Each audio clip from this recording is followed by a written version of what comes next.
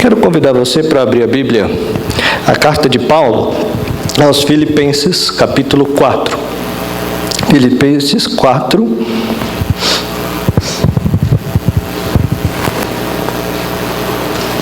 Se eu estiver falando rápido, você me avisa. Me segura aí que eu vou tentar não correr. Filipenses capítulo 4, nós leremos apenas o verso 4. E esse texto diz assim: alegrai-vos sempre no Senhor, outra vez digo, alegrai-vos. Você que tem versão corrigida, leia comigo. Regozijai-vos sempre no Senhor, outra vez digo, regozijai-vos. Amém? Regozijai-vos sempre no Senhor, outra vez digo, regozijai-vos. Na versão atualizada, alegrai-vos sempre no Senhor, outra vez digo, alegrai-vos. Amém.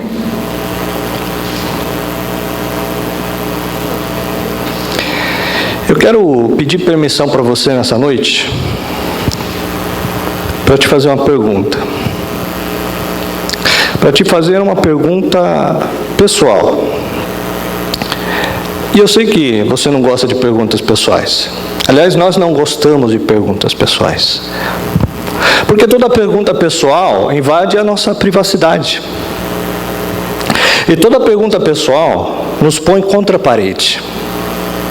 E nós não gostamos que ninguém invada a nossa vida sem pedir licença. Mas a pergunta que eu vou lhe fazer é uma pergunta bem particular.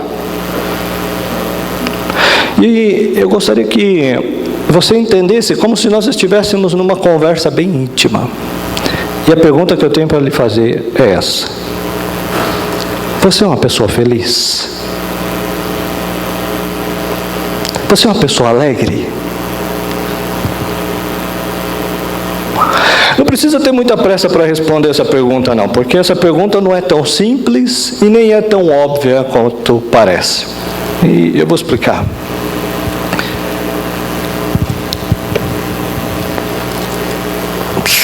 Sua esposa pode garantir que você é um homem feliz?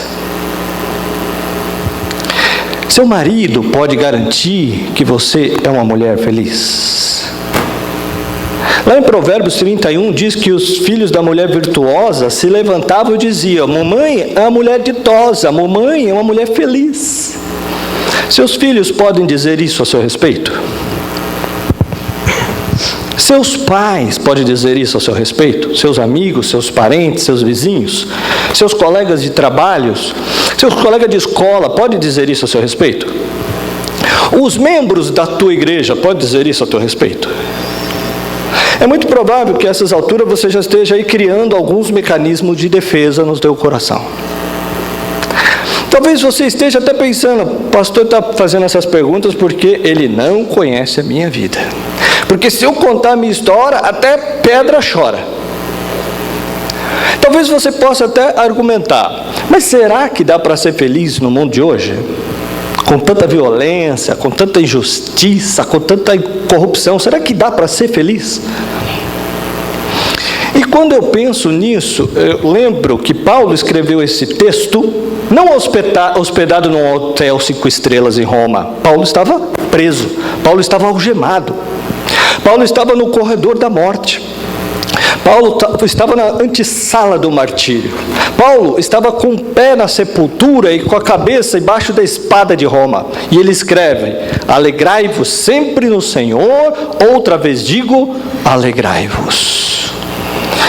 Há 3 verdades aqui que eu gostaria de destacar. Primeiro, alegria aqui não é uma opção, é uma ordem. Alegria aqui não é substantivo, é verbo, e verbo no imperativo. Em outras palavras, você e eu não temos o direito de sermos uma pessoa triste. Porque ser uma pessoa triste é um pecado. É um pecado de desobediência a uma ordem de Deus. Mas Paulo diz assim: alegrai-vos quando mesmo? Sempre. Então eu vou te fazer uma pergunta: você tem problema na tua vida? Ou só eu que tenho na minha? De vez em quando a grana fica curta lá na sua casa ou só lá em casa que fica? vez em quando alguém fica doente na sua família também? Ou só na minha que fica? Quando Paulo diz assim, alegrai-vos sempre, o que ele está querendo dizer? Que a alegria do cristão, além de ser imperativa, é ultra circunstancial. Estar feliz ou alegre quando está tudo bem, até um ateu consegue. O desafio é ser uma pessoa feliz apesar das circunstâncias difíceis. Sabe por quê? Porque a alegria do cristão não é um sentimento, não é uma emoção. A alegria do cristão nem mesmo é a ausência de coisas ruins ou presenças de coisas boas. A alegria do cristão é uma pessoa. A alegria do cristão é Jesus. Por isso Paulo diz, alegrai-vos sempre no Senhor. Se você tem Jesus, você é uma pessoa feliz. Se você não tem Jesus, você não é uma pessoa feliz. A alegria do cristão é imperativa, é ultra circunstancial e é cristocêntrica. Agora presta atenção numa coisa. Você não precisa ser um psicólogo ou um grande entendedor da alma humana para perceber uma coisa. Nem todos os crentes salvos em Cristo estão desfrutando desta alegria. Basta conversar com as pessoas. Basta você olhar para o semblante delas. E você vai perceber que no rosto de algumas pessoas crentes e salvas em Cristo, parece que tem uma áurea de tristeza. E a pergunta é, o que está acontecendo? E eu não tenho dúvida do que está acontecendo, pode ser entendido à luz de 1 Samuel, capítulo 30. Você se lembra que quando Davi chegou em Siclag, a sua cidade de refúgio, com seus 600 homens valentes, percebeu que a cidade havia sido saqueada, queimada, espoliada, ferida. E os amalequitas haviam levado embora os rebanhos, filhos, as filhas, deixando um rastro de destruição para trás. Quando Davi viu aquela cena, ele chorou, ele falava, Senhor, não tenho mais força para chorar. Ele muito se angustiou. Seus homens queriam apedrejá-lo. Porém, ele se reanimou no Senhor seu Deus e fez uma breve oração com duas perguntas.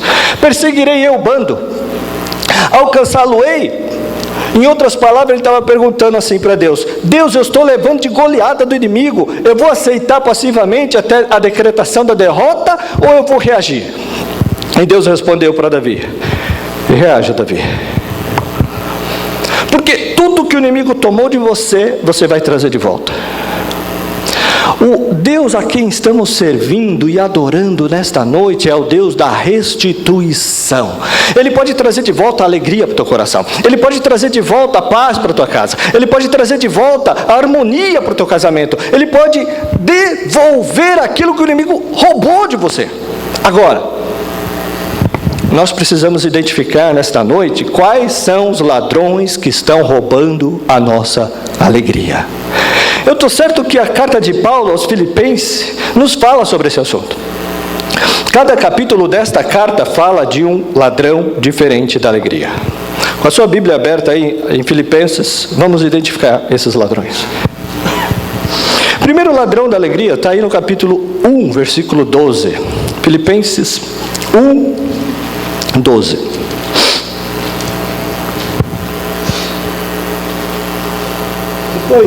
Depois continue aí em Filipenses.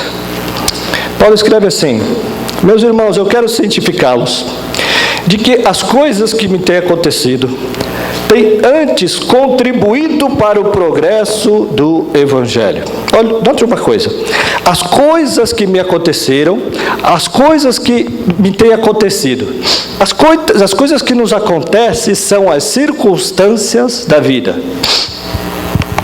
E as circunstâncias da vida são o primeiro ladrão da alegria. Sabe por quê? Porque circunstâncias acontecem com você, querendo você ou não, gostando você ou não, planejando você ou não, sonhando você ou não.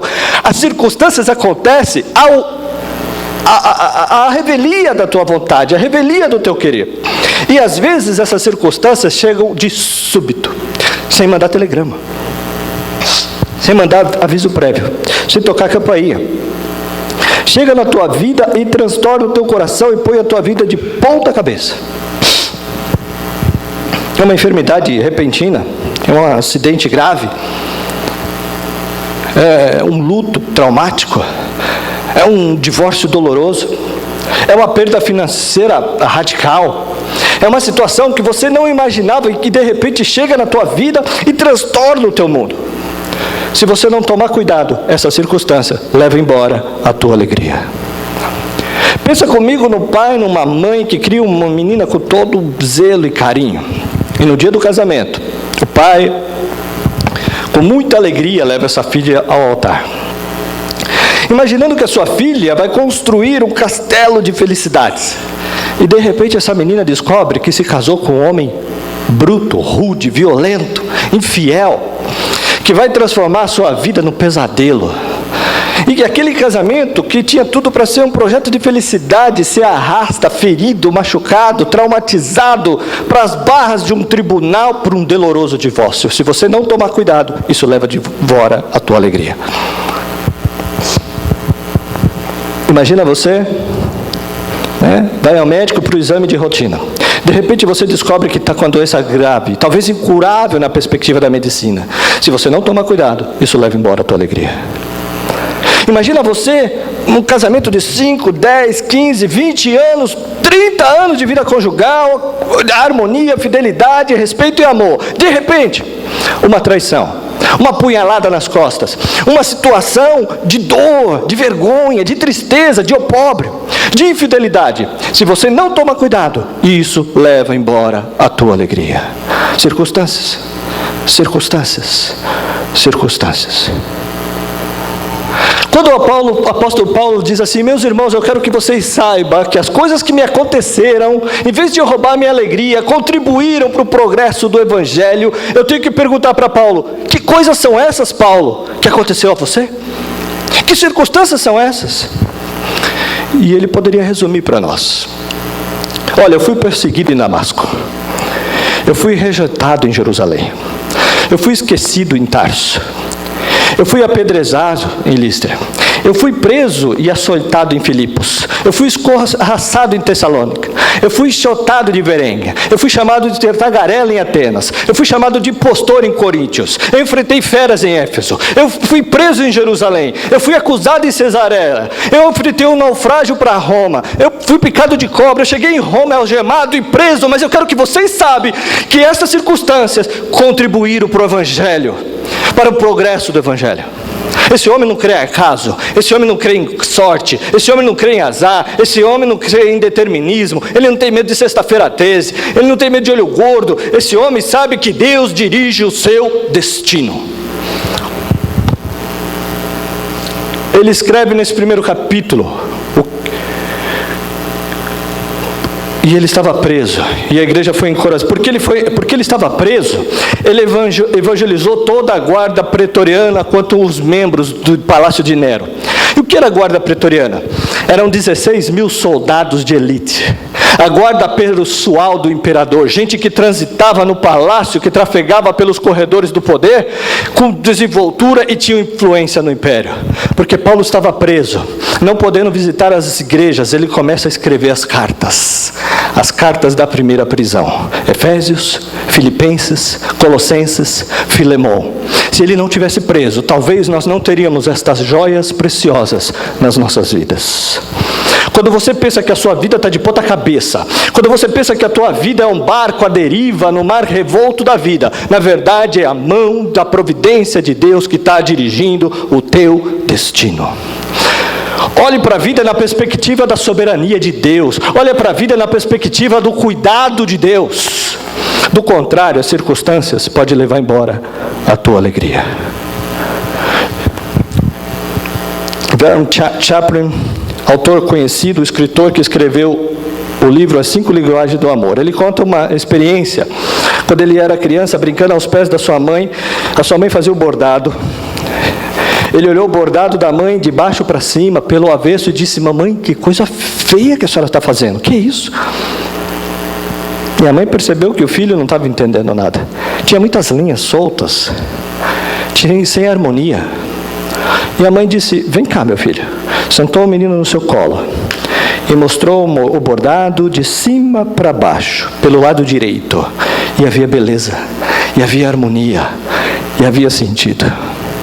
Talvez você esteja olhando a vida como uma criança vendo o bordado da mãe pelo avesso. Tem muitas linhas soltas, as coisas não se encaixam, você não entende o que está acontecendo.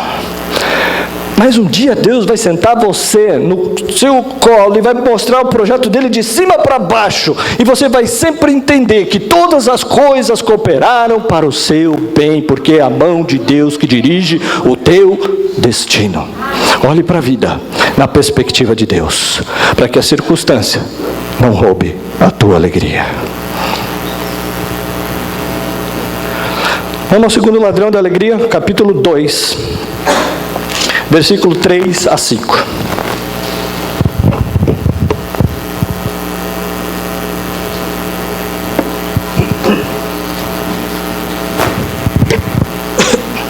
Capítulo 2, versículo 3 a 5. Nada façais por partidarismo ou vanglória, mas por humildade, considerando cada um outro superior a si mesmo. Não te invista o que é propriamente seu, senão também cada qual o que é dos outros. Tende vós o mesmo sentimento que houve também em Cristo Jesus. O segundo ladrão da alegria são as pessoas.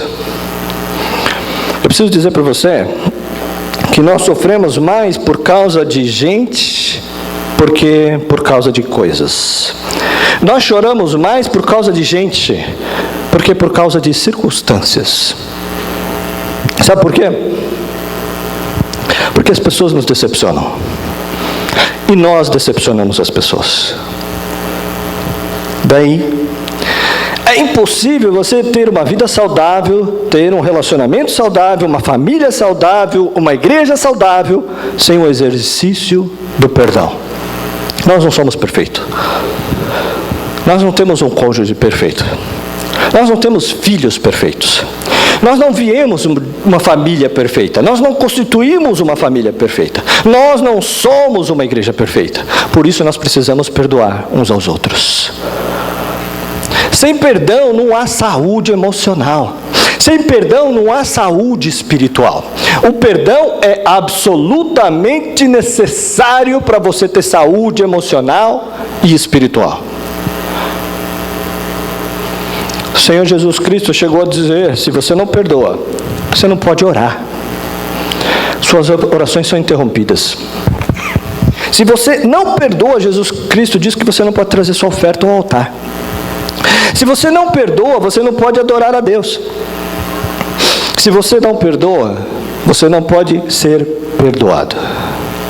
Se você não perdoa, você adoece. Adoece fisicamente, emocionalmente, espiritualmente. Se você não perdoa, você é flagelado pelos verdugos da consciência. Você não tem paz. Você se torna prisioneiro da mágoa.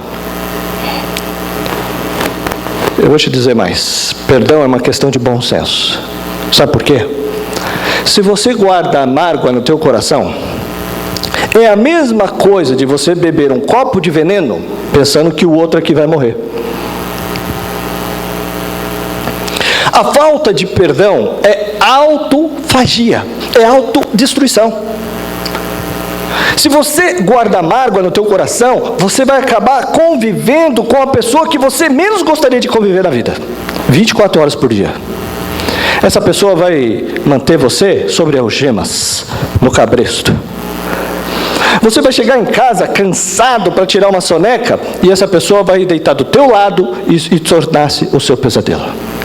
Você vai se assentar por uma refeição, e essa pessoa vai sentar do teu lado e tirar o teu apetite. Você vai sair de férias com a família, e essa pessoa vai pegar carona com você para estragar suas férias. A única maneira de você ser livre é perdoar. O perdão cura, o perdão liberta, o perdão restaura. O perdão é a asepsia da alma, é a faxina da mente e a alforria do coração. O perdão traz restauração. Eu não estou te dizendo que o perdão é fácil. Eu estou te dizendo que o perdão é necessário. O perdão não é a coisa natural, fruto de uma personalidade dócil. O perdão é uma expressão da graça de Deus. Eu concordo, com os estudiosos que dizem que é mais fácil falar sobre perdão do que perdoar. Pregar sobre perdão não é difícil é perdoar quem nos machuca. Mas eu preciso dizer para você que o perdão é maior que o ódio. O perdão liberta, o perdão cura, o perdão restaura. Perdoar é lembrar sem sentir dor.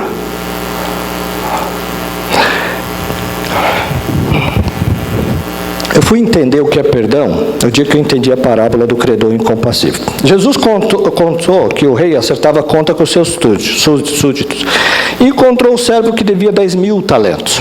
Não tendo como pagar, o rei mandou vender a ele, a sua mulher, seus filhos.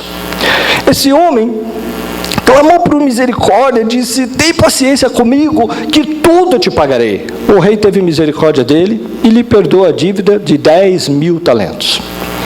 Lá na frente, esse mesmo homem perdoado encontra o conservo que devia 100 denários. Não tendo também como pagar, pediu misericórdia, disse: não tenho misericórdia, não. O agarrou, sufocou e disse: paga o que você me deve. Quando o rei ficou sabendo, e o rei ficou muito irado, chamou e disse: servo malvado, eu lhe perdoei 10.000 talentos, e você não pôde perdoar o teu conservo 100 denários? Pois serás entregues aos verdugos, aos frajuladores, até que pague o último centavo. Jesus termina a parábola dizendo assim: assim vosso Pai Celeste vos fará, se do íntimo não perdoardes uns aos outros. A parábola terminou. Eu não entendi quase nada. Quase nada eu entendi. Sabe por que eu não entendi quase nada? Eu não sei quanto vale 10.000 talentos. Também não sei quanto sabe 100 denários. Ficou dito pelo não dito. Eu não entendi o que Jesus quis dizer. Eu preciso dizer para você que Jesus não contou apenas uma parábola, Ele contou uma hipérbole, um exagero de linguagem. Sabe por quê? Nenhum judeu podia ver no primeiro século 10.000 talentos. O que são 10.000 talentos? Um talento são 35 quilos de ouro. 10.000 talentos são 350 mil quilos de ouro. São 10 caminhões truques lotados de barra de ouro. Para você ter uma ideia, todos os impostos da Galileia, Pérez, Samaria, durante um ano, eram 800 talentos. 10.000 talentos seriam todos os impostos das nações durante 13 anos. Naquela época, o salário do trabalhador era 1 denário por dia. Um homem ganhando 1 denário por dia, juntar 10.000 talentos, ele teria que trabalhar ininterruptamente 150 mil anos. Isso significa que a dívida desse homem era impagável. Impagável. Que a promessa que ele fez, tem paciência comigo, que tudo eu te pagarei, era uma promessa que jamais ele poderia cumprir. Pois esse é o tamanho do perdão que Deus deu para você e Deus deu para mim. A nossa dívida com Deus é impagável. Só que esse homem encontra lá na frente alguém que ele deve 100 denários. E o que são 100 denários? 100 dias de serviço. Alguém que acabou de ser perdoado de 150 mil anos não consegue perdoar alguém 3 meses e 10 dias. Sabe qual é a proporção entre 10.000 talentos e 100 denários? 10.000 talentos são 600 mil vezes mais do que 100 denários. Alguém que acabou de receber um perdão 600 mil vezes maior, não consegue liberar um perdão 600 mil vezes menor. Sabe o que Jesus está querendo nos ensinar com essa parábola? Você nunca pode dizer: eu não perdoo fulano, eu não perdoo Beltrano, Ciclano, porque eu fui muito machucado, fui muito ferido, fui muito machucado, fui muito humilhado. A Bíblia diz que você tem que perdoar assim como Deus perdoou você. E como é que Deus nos perdoa? Deus perdoa os nossos pecados e deles não mais se lembra. Talvez você pense: pastor, eu até perdoo, mas esquecer não consigo não. Aí é demais. Você não se esquece. Graças a Deus que você não se esquece. Significa que você não tem amnésia. Graças a Deus. Quando a Bíblia diz que Deus perdoa e esquece, a Bíblia não está dizendo que Deus tem amnésia. Deus não tem amnésia. Deus sabe tudo, Deus se lembra de tudo, Ele é onisciente. Então, o que a Bíblia quer dizer que Deus perdoa e esquece? A Bíblia quer dizer que Deus nunca mais vai jogar no teu rosto o pecado que Ele já perdoou você. Deus nunca mais vai cobrar uma dívida que Ele já perdoou você. Por isso, perdoar é lembrar, sem sentir dor. Isso virá à tua mente, querendo você ou não, gostando você ou não, mas quando essa cena vier à tua mente, você responde: essa dívida já foi paga, esse devedor já não deve mais nada, está quites, está resolvido, está perdoado.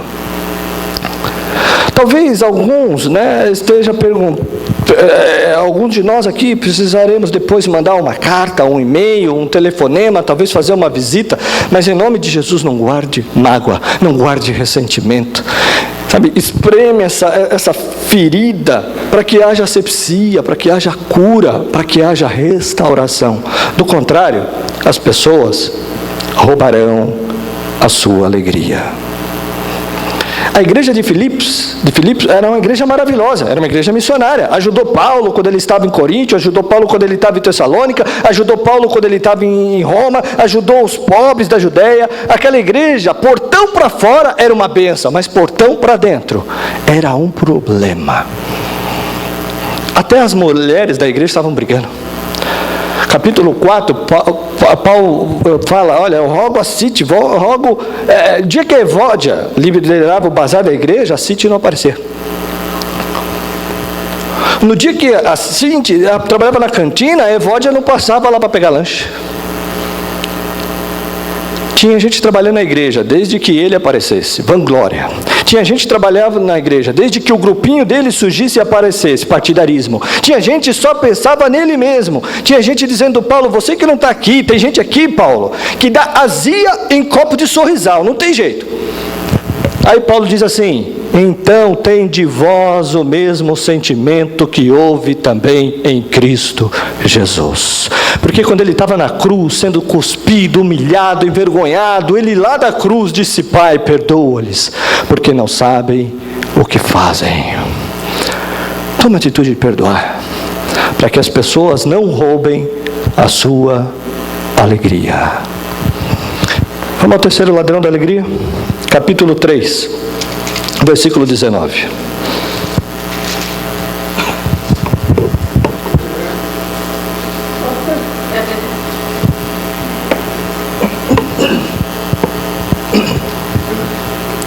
Capítulo 3, versículo 19.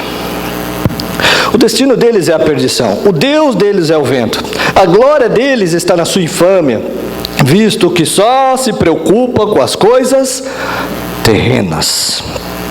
Eu acho que o terceiro radões da alegria, né, a gente não enfrenta aqui em Osasco, não, né? É a preocupação com o dinheiro. Dinheiro aqui não é problema, né? É a solução. Mas eu vou te fazer uma pergunta. Alguma vez você já discutiu com o seu marido por causa de dinheiro?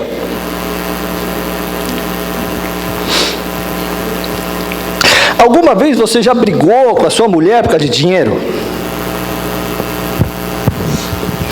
Se você falar para mim que nunca, eu vou duvidar da tua honestidade. Por que as pessoas brigam por causa de dinheiro? Briga porque tem dinheiro, briga porque tem muito dinheiro, briga porque não tem dinheiro nenhum, briga porque tem pouco dinheiro, mas sempre briga. O dinheiro hoje é um dos maiores pontos de discussões e briga dentro dos lares. O grande problema é que Paulo disse que algumas pessoas só se preocupam com as coisas terrenas. Não tem tempo para Deus, não tem tempo para o cônjuge, não tem tempo para os filhos, não tem tempo para a família, não tem tempo para a igreja, porque só se preocupa com as coisas terrenas. Gente que acorda de madrugada, vai dormir tarde, come penosamente o pão que granjearam, porque só se preocupa com as coisas terrenas. Gente que não trouxe nada, gente que não vai levar nada, mas gente que corre desesperadamente daqui para lá, porque só se preocupa com as coisas terrenas. O dinheiro é mais que uma moeda, o dinheiro é um espírito, o dinheiro é um Deus, o dinheiro é Mamon, e no altar de Mamon, muitos se casam, muitos se divorciam, muitos vivem, muitos morrem. Por quê? Muitas pessoas só se preocupam com as coisas terrenas.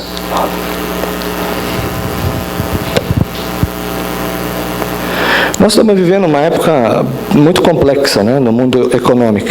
Os especialistas, os economistas dizem que nós vivemos o tempo da globalização. Isso é verdade, né?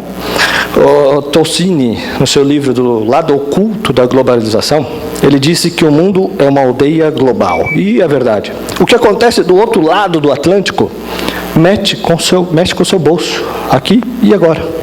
Acontece um terremoto na Bolsa de Tóquio, Singapura, de Nova York, mexe no seu bolso, querendo você ou não. Vê um exemplo? Em 2008, o mercado imobiliário americano emprestou mais dinheiro que podia, e a bolha imobiliária estourou. E a crise financeira do mercado imobiliário americano, num efeito cascata, gerou uma crise mundial. E você sabe que nós, o Brasil, no Espírito Santo, é o maior produtor de rochas ornamentais do planeta. Nós somos o maior produtor de granito do mundo hoje. E muitos donos de pedreiras no estado do Espírito Santo quebraram, porque o mercado imobiliário bambeou as pernas, porque nós somos uma economia globalizada. Para vocês terem uma ideia, antes dessa crise de 2008, algumas empresas, né, e hoje cerca de 50% da riqueza do planeta está nas mãos de pouco mais de 150 empresas. Por exemplo, a Toyota é mais rica do que a África do Sul, a GM é mais rica do que a Noruega, o Walmart é mais rico do que 151 países. No ano 2000, o Bill Gates tinha uma renda de 400 milhões de dólares, e ele não era, por semana, e ele não era o homem mais rico do mundo. O grande problema é que nessa economia globalizada, as empresas querem mais do teu tempo e mais do teu dinheiro. Para isso, você tem que consumir mais também. E nós entramos nesse mercado. Essa máquina tem que girar. Mesmo que você não tenha tempo para você, para sua família, para Deus, não importa se a sua vida emocional se arrebente, desde que essa máquina continue girando. E eu vou ilustrar isso. Na década de 50, nós consumimos 5 vezes menos do que consumimos hoje. Não éramos menos felizes. Na década de 70, 70% das famílias dependiam apenas de uma renda para se manter. Hoje, mais de 70% das famílias dependem de 2 rendas para manter o mesmo padrão. Em outras palavras, o luxo do ontem tornou-se necessidade do hoje. Eu já vi coisas tão engraçadas. Eu já vi uma criança que não sabe falar papai e mamãe ainda ganhando celular. Telefone celular. Verdade. A revista Veja publicou uma matéria dizendo que as crianças de classe média, né, e estou falando de muitas das nossas, né, que as crianças de classes médias são responsáveis por 30% do consumo de uma casa. E nós não estamos falando de coisas básicas, nós estamos falando de coisas supérfluas.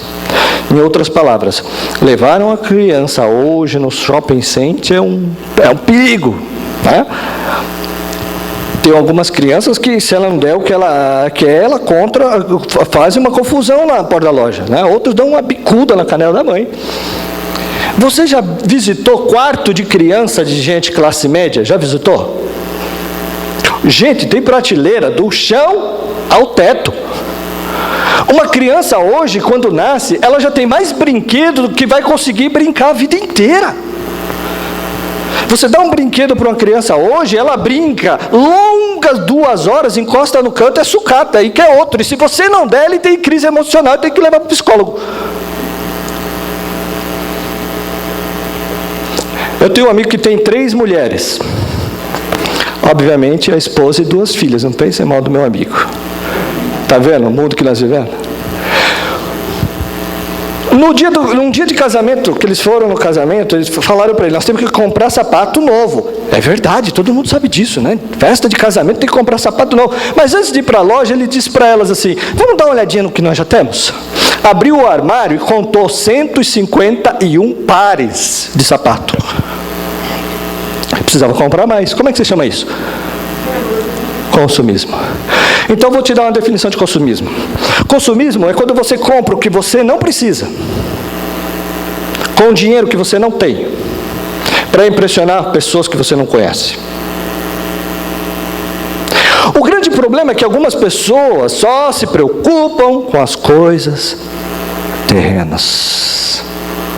O apóstolo Paulo diz que aqueles que querem ficar ricos caem em tentação e cilada, e atormenta a sua alma com muitos flagelos, tendo o que comer, o que beber, o que vestir, pois com isso estejamos contentes, pois a piedade com contentamento é grande fonte de lucro. Nós nada trouxemos para esse mundo e nada levaremos desse mundo, e o amor do dinheiro é a raiz de todos os males. Alguém já disse, e com muita propriedade, que as pessoas mais felizes são aquelas, geralmente aquelas que chegam em casa cheirando graxa, que comem um bom prato de arroz com feijão e dormem a noite toda, uma noite bem dormida. John Rockefeller, o primeiro bilionário do mundo, disse que o homem mais pobre que ele conheceu na vida era um homem que só tinha dinheiro.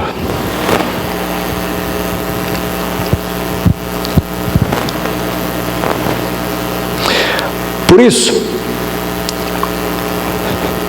preste atenção nisso. Você não trouxe nada para esse mundo. Você não vai levar nada desse mundo. E você tem mais coisa do que você precisa. Você já parou para perceber isso? Abre o teu guarda-roupa. Você vai perceber uma coisa, você vai perceber que tem mais roupa do que você precisa. Abre o teu armário e conta os pares de sapato, de tênis, você não usa isso tudo.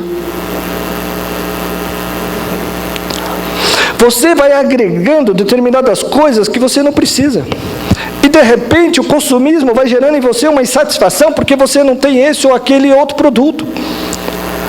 E você deixa de viver feliz hoje porque você está descontente com aquilo que você ainda não tem. Como você não pode levar nada disso. No dia que John Rockefeller morreu, esse primeiro bilionário do mundo, um curioso chegou no cemitério, na hora do sepultamento, e perguntou para o contador de John Rockefeller: e aí, quanto que o doutor John Rockefeller deixou? O contador respondeu: olha, deixou tudo, ele não levou nem um centavo. Você já viu caminhão de mudança em enterro? Você já viu gaveta em caixão? O grande problema é que algumas pessoas só se preocupam com as coisas terrenas. Eu não estou dizendo com isso que você não tem que ter projeto financeiro, que você não queira ter um carro melhor, ter um salário melhor, ter uma casa melhor, ter uma condição de vida melhor. Isso é legítimo, isso é bom, isso é necessário. O que eu estou dizendo para você é que não pense você que o dinheiro será a fonte da sua alegria. Por isso Jesus Cristo disse: juntai para vós tesouro lá no céu, onde nem a traça nem a ferrugem pode tomar de você. Não pense que a alegria está no dinheiro, a alegria está em Deus. Só Ele pode fazer você feliz. Vamos ao último ladrão, capítulo 4.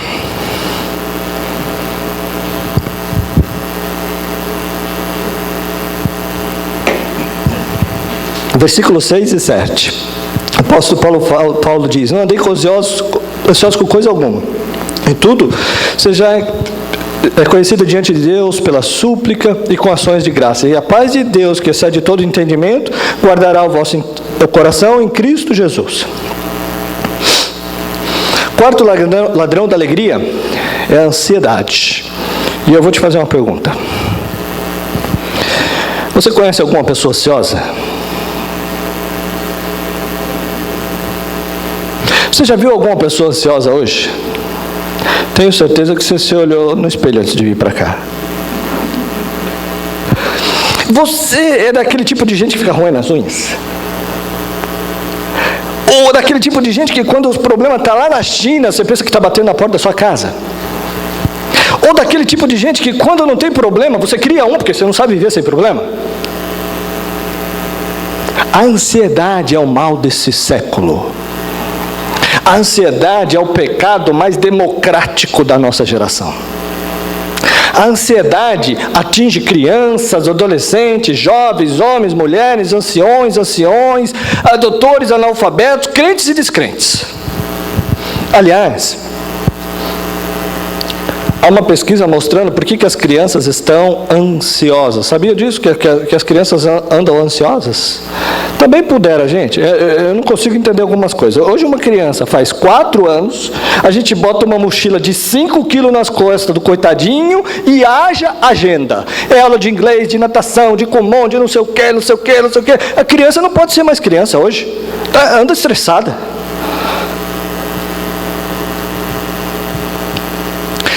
Sabe o que significa a palavra ansiedade no grego? Significa estrangulamento. Apertar o pescoço. Tirar o oxigênio. Sufocar. Tem muita gente assim hoje. E Jesus foi claro em dizer que a ansiedade é inútil. Isso porque, por mais ansioso que você esteja, você não pode acrescentar um côvado à sua existência. Em outras palavras, você não ajuda a resolver o problema de amanhã ficando ansioso hoje. A ansiedade rouba as tuas energias. Está provado estatisticamente que 70% dos assuntos que nos deixam ansiosos nunca vão acontecer. Mas a gente sofre por eles assim mesmo, desnecessariamente. E se vierem a acontecer, vamos sofrer 2 vezes. E já sem força para enfrentá-los. Em segundo lugar, a ansiedade, além de inútil, ela é prejudicial. Porque o que é ansiedade? É pré-ocupação. Eu me ocupo antes por um problema que ainda não chegou. Ou eu sofro por um problema que não está acontecendo ainda, como ele já estivesse acontecendo.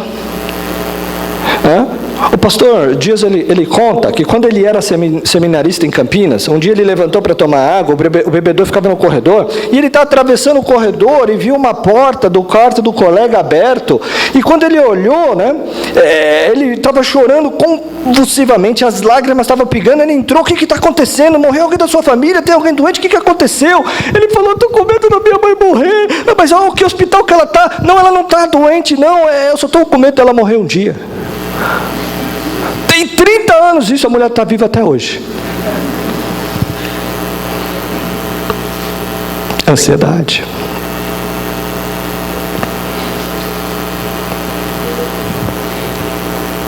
Mas mais do que isso, Jesus Cristo diz que a ansiedade, além de inútil e prejudicial, a ansiedade é símbolo de incredulidade. Os gentios que não conhecem a Deus é que se preocupam com todas essas coisas. Que comeremos, que beberemos, com que nos vestiremos. Mas vós tereis buscar o reino de Deus e a sua justiça, e as demais coisas vos serão acrescentadas. Agora presta atenção nisso. Por que nós ficamos ansiosos? Qual o remédio para a ansiedade? E Paulo diz assim, não andeis ansiosos de coisa alguma. Em tudo, porém, sejais conhecidos diante de Deus, a vossa petição, oração e súplica com ação de graça. Eu quero que você entenda uma coisa comigo. Paulo está dando a receita para a cura da ansiedade. E eu falo de 3 coisas. Primeira, ele fala de súplicas. Depois ele fala de orações. Orações é uma palavra ampla, mas que no grego é a mesma palavra para adoração. E depois ele fala de ações de graça. Então ele fala de 3 coisas: de adoração, de petição e de ações de graça. Esse é o remédio, essa é a receita. Então eu vou fazer outra pergunta. Você sabe qual a diferença entre adorar a Deus e dar graças a Deus? Você adora a Deus por quem Deus é, e você dá graças a Deus pelo que Deus faz. Então eu vou fazer o que Paulo está mandando. Eu vou adorar a Deus agora. Eu vou fazer uma oração de adoração, é o que Paulo está mandando fazer. E você adora a Deus por quem Deus é. E eu chego para Deus e digo: meu Deus, eu quero te adorar por quem Tu és. Tu és o meu Criador, o meu Redentor, o meu provedor, o meu libertador, o meu consolador. Tu és o meu Deus, Tu és o meu refúgio, a minha fortaleza, a minha alegria, a minha paz. Eu quero te adorar porque Tu és um Deus autoexistente, porque Tu és um Deus infinito, porque Tu és um Deus imenso, porque Tu és um Deus eterno, porque Tu és um Deus imutável, porque Tu és um Deus onipotente, onisciente, porque Tu és um Deus onipresente, porque Tu és um Deus generoso, amoroso, gracioso, fiel e bondoso. Eu quero te adorar porque Tu és a razão da minha vida. Eu quero te adorar porque Tu és o meu pastor, Tu és a minha paz, Tu és a minha alegria, porque Tu és a razão da minha vida. Em nome de Jesus, amém. E aí eu termino essa oração e digo assim para Deus: Deus, mas eu estou tão ansioso, Senhor. Não combina mais. Não combina. Não combina. Ou você retira a oração, ou você tira a ansiedade. Sabe o que Paulo está dizendo para nós? O nosso problema é que nós não conhecemos suficientemente o Deus que nós cremos. O maior problema da igreja é que ela não para meditar na grandeza do Deus que ela tem. Quem é o seu Deus?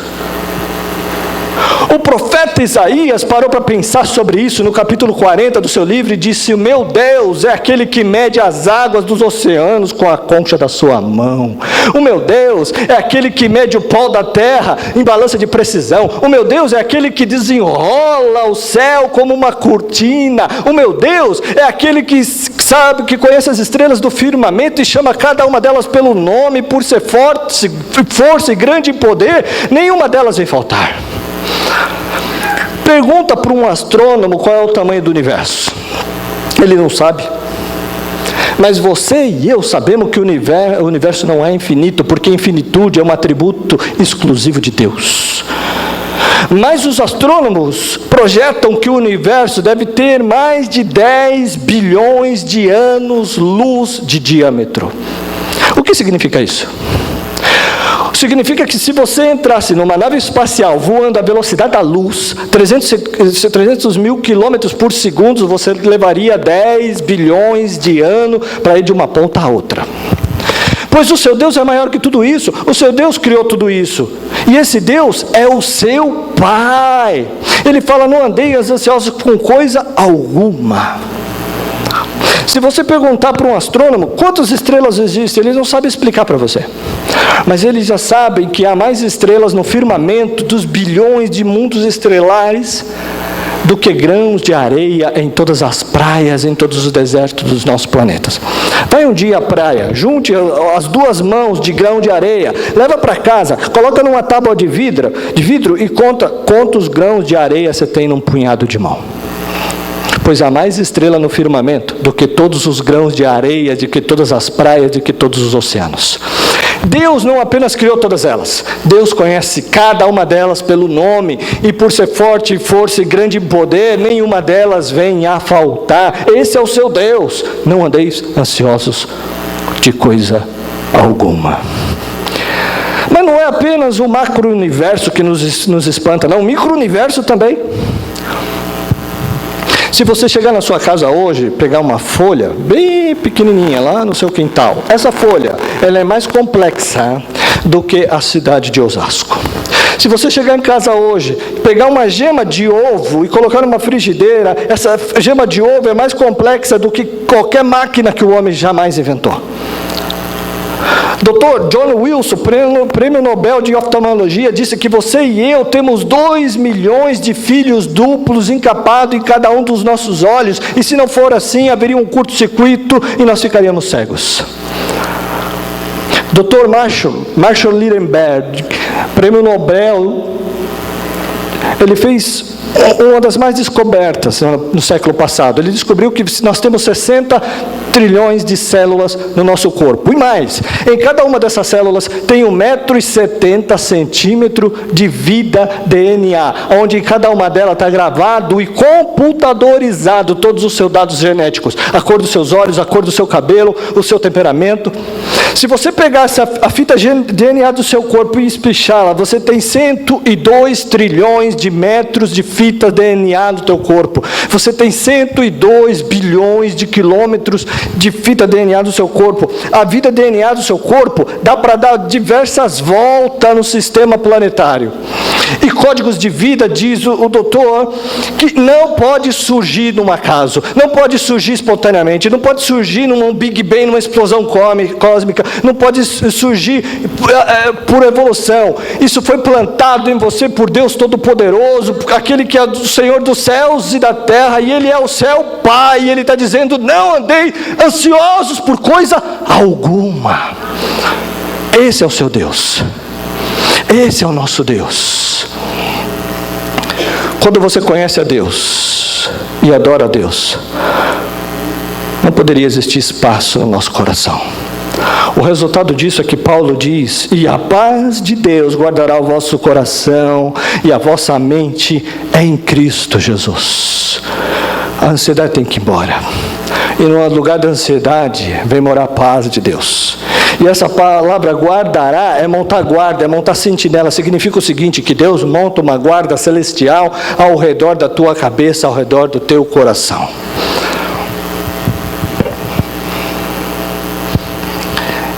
É por isso que Paulo podia dizer, de dentro de uma cadeia: alegrai-vos sempre no Senhor. Outra vez digo: alegrai-vos. Aleluia. Quando eu era criança, eu escutei uma frase: o projeto de Deus é fazer você santo e não fazer você feliz. Eu fiquei confuso com essa frase. A primeira dela eu entendi claramente: ser de santos, porque eu sou santo. Mas a segunda frase eu não entendi. Não entendi. E fui depois tentar entender, pesquisar. E sabe o que eu descobri? Que talvez quem conseguiu entender melhor isso foram os teólogos, que eles perguntaram: qual é o fim principal do homem? Eles responderam: o fim principal do homem é glorificar a Deus e desfrutá-lo para sempre. A Bíblia diz que é na presença de Deus que tem a plenitude de alegria, e na destra de Deus que tem delícias perpetuamente. Então eu quero dizer uma coisa para você: Deus quer que você seja muito feliz, abundantemente feliz, maiusculamente feliz, eternamente feliz. Alegrai-vos sempre no Senhor. Outra vez digo: alegrai-vos. Mas eu vou terminar.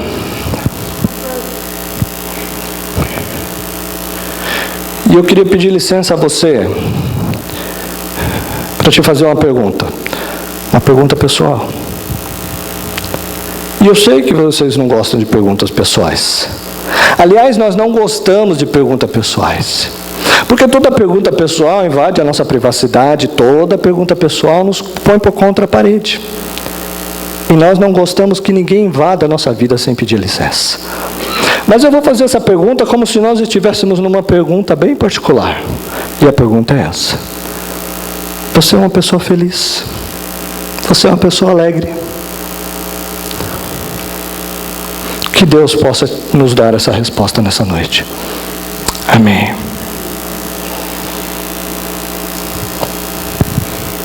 Que o Espírito Santo de Deus ministre ao seu e ao meu coração.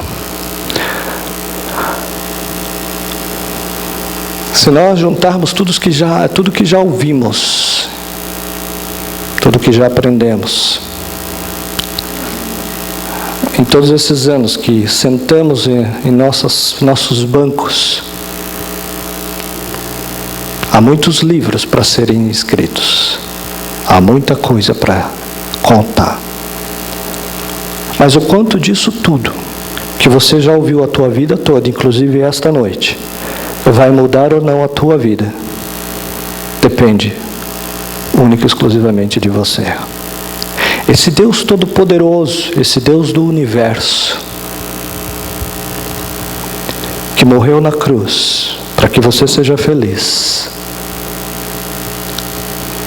Ele pode todas as coisas, Ele conhece todo o universo, Ele criou todas as coisas, mas Ele deu a você o livre-arbítrio. Eu não sei quanto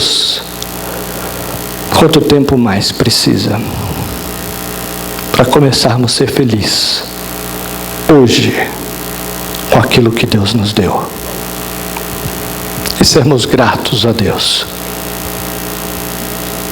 pelo que Ele é e pelo que Ele fez. Curva a sua cabeça, vamos orar.